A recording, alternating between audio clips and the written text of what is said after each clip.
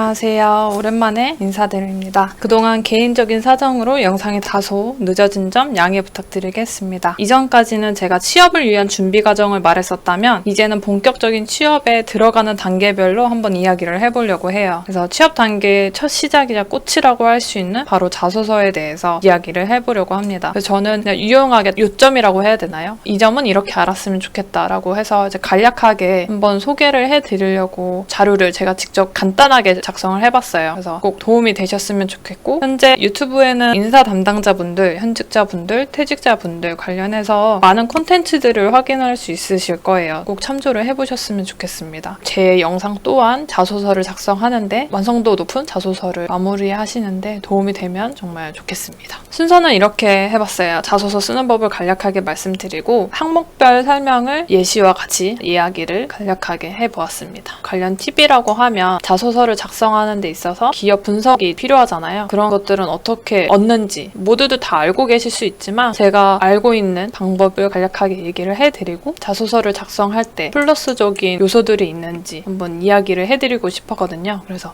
그런 부분들, 그 다음에 자소서 작성하실 때 도구들은 어떤 거를 사용하시는지 이야기를 해보았습니다. 그래서 항목들이 좀 있어서 영상을 짧게 시리즈물로 한번 올려보려고 해요. 이 점을 감안하시고 영상을 봐주셨으면 좋겠습니다. 자, 첫 번째예요. 자소서 쓰기 전에 알아두면 좋은 거. 그래서 얘기를 해보면 두괄식이라는 거는 현재 항목 전체를 나타낼 수 있게 결과를 먼저 쓰고 서론, 본론, 결론 이렇게 작성을 하는 거죠. 처음에 결과를 작성을 하고 그 다음에 서론, 본론, 결론 이렇게 작성을 하게 됩니다.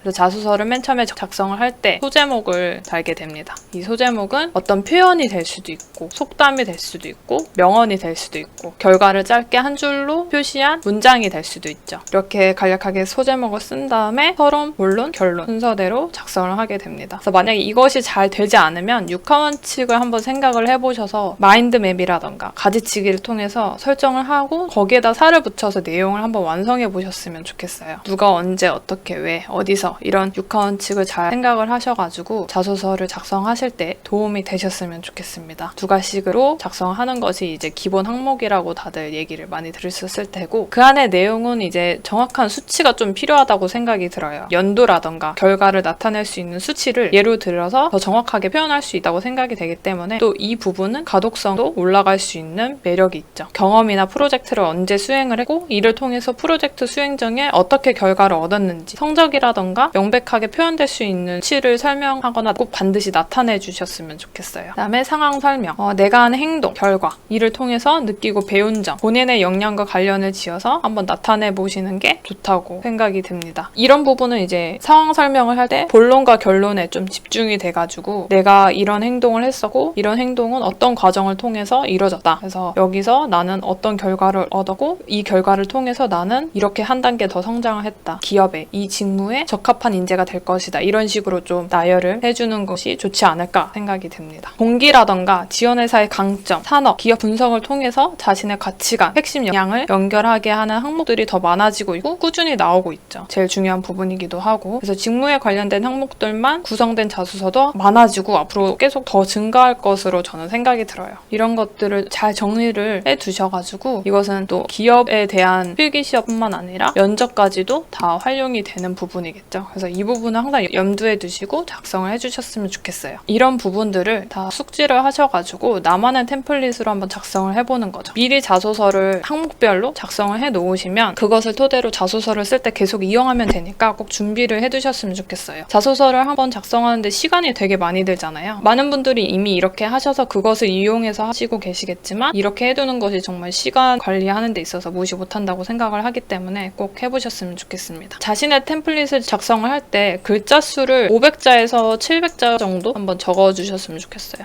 700자가 제일 좋다고 생각이 드는데 작성할 때 서론, 본론, 결론에다가 플러스로 느낀 점, 결론은 이렇게 났는데 그 결론을 통해서 느낀 점을 또 작성을 해주시는 것이 베스트가 아닐까 생각이 듭니다. 그래서 700자를 하는 방법은 크게 두 가지로는 서로 본론, 결론이 돼 본론과 결론을 중점적으로 얘기를 하고 아니면 서론, 본론, 결론, 느낌까지 4가지 항목으로 간결하게 나타내는 것도 방법이라고 생각할 수 있습니다. 자소서를 작성하는 것에서 끝나는 것이 아니라 면접까지 이어진다고 생각을 하셔가지고 자소서 작성에도 내가 면접에서 이런 사람이라는 것을 보여줄 수 있다라는 거를 항상 염두에 두고 보시고 작성을 해보셨으면 좋겠어요.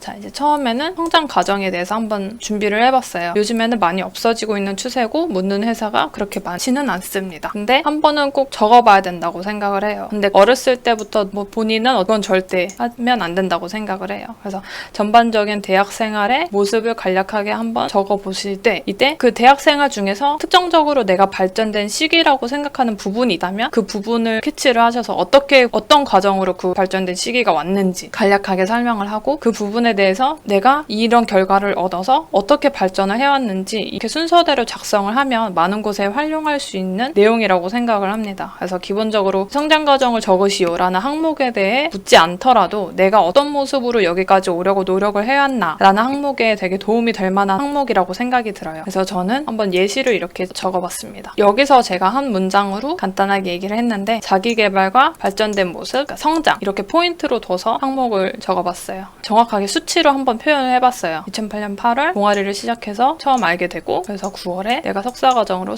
진로 선택을 했다. 그래서 진로 선택을 했을 때 내가 이런 경험을 했었다. 근데 이 경험이 이런 모습으로, 이런 과정들로 이루어져야 했기 때문에 내가 거기에 집중을 했다. 그래서 이렇게 집중을 했던 것에 대한 과정을 좀 더 쓰고, 거기에 대한 결과는 결국엔 이렇게 나타나졌다. 그래서 점만 취득하면 되는 대학원 과정을 2배가 되는 44학점으로 마쳤다. 그래서 이 과정을 통해서 나는 이런 점으로 성장하는데 발판이 될 수 있었다. 이렇게 한번 작성을 해봤어요. 그래서 아까도 말씀드렸듯이 내가 어떤 모습으로 여기까지 오려고 노력을 해왔나 라는 항목에 대한 생각으로 한번 작성을 해보셨으면 좋겠습니다. 이제 성격 장단점입니다. 성격의 장단점도 성장 과정과 마찬가지로 묻는 것이 이제 많이 줄어든 추세예요. 그래도 가장 성장 과정과 함께 되게 기본적인 항목이기 때문에 꼭 준비를 해보셨으면 좋겠어요. 그리고 성격의 장단점 같은 경우에는 면접 때 1분 자기소개를 항상 하잖아요. 그래서 그때도 한번 좀 인용을 해볼 수도 있고, 그 안에서 내 취미라던가 내 강점을 생각해낼 수 있는 거니까 그 질문에 대해서도 대비해서 준비를 해보시는 게 어떨까 생각이 듭니다. 성격 장단점을 준비하면서 자소서 항목에 대해서 내가 실패한 사례, 성공한 사례까지 좀 연관이 지어질 수 있지 않을까 생각이 들어서 이 부분도 기본 항목이지만 한번 기록을 해놓는 데 있어서 많은 항목들로 뻗어나갈 수 있다고 생각이 들어요. 그래서 성격의 장점 같은 경우에는 지원한 직무에 연결이 되고 필요한 장점으로 어필을 해주셨으면 좋겠고, 단점 같은 경우에는 직무랑 그 기업에 대한 핵심 가치, 비전 이런 부분에 해당되지 않는 전혀 무관한 점으로 가볍게 한번 생각을 해보셨으면 좋겠습니다. 그래서 저는 장점으로 소통이라는 것을 키워드로 잡아서 내 성격은 이렇다라는 결과를 먼저 썼고, 그 결과는 이런 과정을 통해서 입증을 할 수 있다. 그래서 여기서는 이런 과정이 있었는데 이런 결론을 얻었다. 그래서 여기서는 내가 이 과정에서는 이런 직무와 이런 업무에 적합하다고 생각을 한다. 이렇게 이제 결론을 마무리하였습니다. 조금은 가장이 될 수 있으니까 한번 좀 매끄럽게 작성을 하는데 중점도 두고 내 장점을 어떻게 어떤 과정과 어떤 설명을 통해서 녹아내릴 수 있을지 고민을 한번 해보시는 것도 좋다고 생각이 들어요. 모든 회사 업무를 하는 데 있어서 소통은 가장 기본적인 거고 중요한 핵심 포인트이기 때문에 많은 지원자분들께서도 이 항목에 대해서 작성하지 않을까 생각이 듭니다. 단점은 이제 직무와 전혀 무관한 가벼운 거를 선택을 하면 좋겠지만, 만약에 그게 안 된다면 내가 단점은 이런데 지금 이런 과정을 통해서 이런 노력으로 좋아지고 있다, 아니면 좋아졌다, 고쳤다, 이런 식으로 마무리를 해도 좋을 것 같아요. 그래서 그 점을 염두를 해둬서 이렇게 작성을 해봤어요. 발표 울렁증이라는 것이 이렇게 있는데, 이 발표 울렁증은 생각을 하고 나한테는 이런 점으로 약점이 될 수 있다라는 생각이 들어서 그 이후에는 모든 행사의 발표자로 두려움을 없애고 있다. 이렇게 마무리를 한번 지어봤습니다. 자, 어떤가요? 아직 기본적인 항목이지만 반드시 한번 적어봐야 되고 꼭 필요한 항목이라고 생각이 듭니다. 그래서 한번 이 영상을 보시고 나서 기본 성장 과정이라던가 자신의 성격 장단점을 한번 기록을 해보시고, 이런 작성을 통해서 향후 어떤 항목들에까지 영향을 갈 수 있는지 그것도 한번 생각을 해보셨으면 좋겠습니다.